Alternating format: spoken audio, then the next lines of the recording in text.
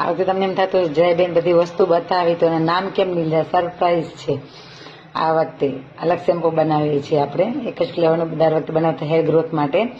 પણ આ વખતે અલગ શેમ્પુ બનાવવાના છે, કેરાટીન જેવું, મતલબ સ્મૂથલિંગ વાળ હોય કે જે લોકોને હેર પ્રોબ્લેમ ના હોય, હેર ના ઉતરતા હોય, હેરની કોઈ તકલીફ ના હોય, એના માટે અલગથી આ વખતે નવો સાબુ બી લોન્ચ કરેલો છે, બી હું તમને આગળ બતાવીશ હવે. અને આપણે શેમ્પુ બી નવું બનાવવાના છીએ.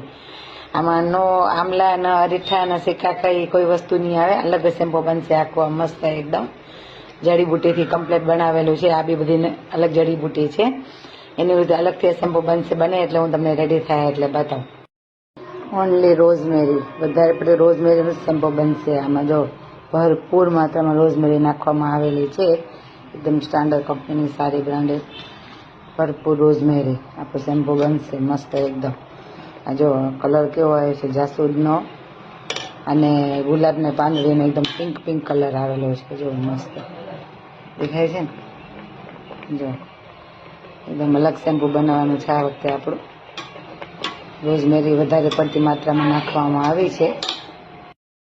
ફાઇનલી આપણે રોઝમેરીનું શેમ્પૂનું લિક્વિડ રેડી થઈ ગયું છે. આ જો આપણે ગુલાબની પાંદડી અને જાસૂદના ફૂલનો કેટલો સુપર કલર આવેલો છે.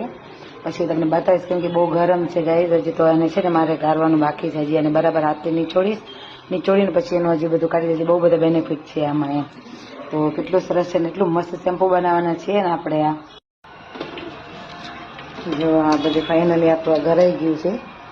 અને હવે આ બેનિફિટ છે આમાં આપણે હજી નીચવીને હાથથી મસરી જેટલું છે એટલા માટે બધું આપણે લઈ લેશું. બેનિફિટ જવા નહીં દઈએ, કેમ કે આ બધી વસ્તુ બહુ મોંઘી છે, એટલે એમને એમ જવા ન દેવાય આને. એટલે આપણે નીચવી મચીને બધું કાઢી લઈશું. જો ફાઇનલી આ બધું ગાળી લીધું છે, બધું ઉકાળીને આપણું લિક્વિડ તૈયાર થઈ ગયું છે. હવે આપણે આમાંથી બનાવશું શેમ્પુ રેડી થશે એટલે હું તમને બતાવીશ કે આપણું શેમ્પુ કેવું બન્યું છે.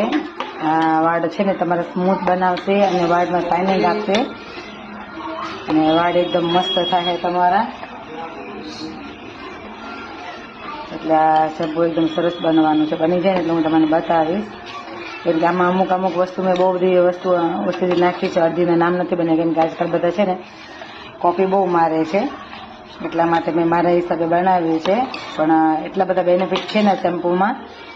આપણે કોઈને વાળ મતલબ શાઇનિંગ માટે કીધું, ઘણાને હેર પ્રોબ્લેમ ના હોય. મને ઘણા લોકો કહે છે અમને હેર પ્રોબ્લેમ ઉતરવાની નથી, પણ એમ જ એમ કે બીજા શેમ્પુ અમે વાપરીએ છીએ એના કરતાં એમ કે નેચરલ શેમ્પુ વાપરીએ, તમે કઈ એ પ્રકારનું શેમ્પુ બનાવો.